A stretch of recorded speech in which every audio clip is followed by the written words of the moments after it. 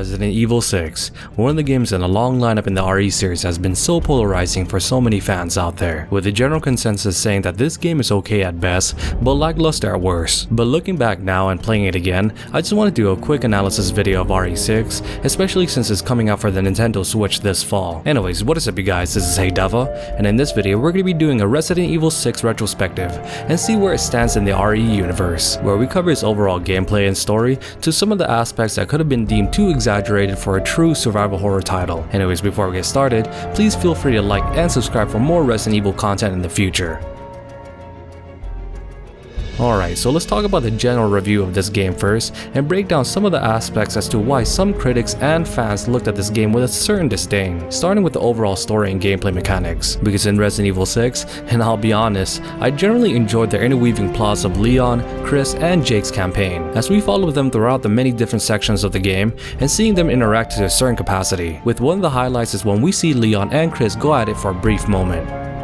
So with their interweaving plots and the many motivations from the different characters, it gave an entertaining storyline overall, with each campaign having their own subplots and final enemies. With a great example was with Jake's and Sherry's adventure, and how they deal with a tyrant-like monster who reminded us of Nemesis from Resident Evil 3.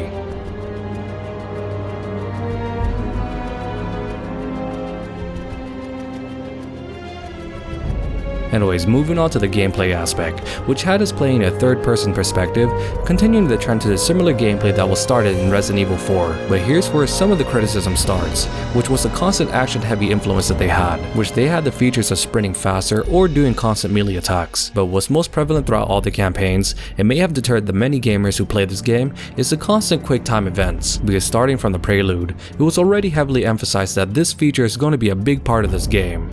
But it seemed like every event or portion of a scene had to have this gameplay mechanic added, because I understand where they're going with this premise, which was to have the gamers engaged throughout every sequence of the game. But sometimes I felt as though they overdid it in certain aspects, because I've had many discussions with other Resident Evil fans that they sometimes just want to sit back, relax, and enjoy a great cutscene, not button mashing constantly and then dying if we didn't properly push the correct sequence at the right time. Also, with all these QTEs, it allowed for so much more bombastic sequences, making you feel that we're in a James Bond movie, foregoing the slow-paced puzzle-solving survival horror aspect that made Resident Evil so popular. With some great examples was making our characters run from explosions, jumping off helicopters, and flying jets, and doing the many countless action-heavy stunts. But it's not to say that playing these segments of the game weren't fun, because it gave us an overall thrilling adventure, and seeing some of our long-standing characters deal with events in a catastrophic setting, and doing everything in their power to stop bioterrorism, where we had the chance to fight the plethora of different enemies, starting from the lowly Joavo to fighting Simmons, Hayos, and Ustanok. Also on a quick note, the monster design in this game is pretty dang good, so just seeing what the C virus can do to an individual really showed the dire consequences if this viral strain were to spread globally, without any kind of deterrence. Anyways, it was great to play this action-adventure game, so considering this as a standalone title, it is really a solid game. But since it bears the title of Resident Evil, there are certain expectations that need to be met, and a genre theme that has been long-standing that needs to be emphasized, particularly the survival horror aspect. So when the many RE fans out there got the dose of this action-heavy game, I can see where they were turned off with a general lack of the slow-paced survival horror gameplay aspect that we got used to from the earlier titles. But it's not to say that they were completely absent in this game, with one of the scenes that really gave back some nostalgic moments was when the city was contaminated with a viral strain and turned anyone in contact into zombies.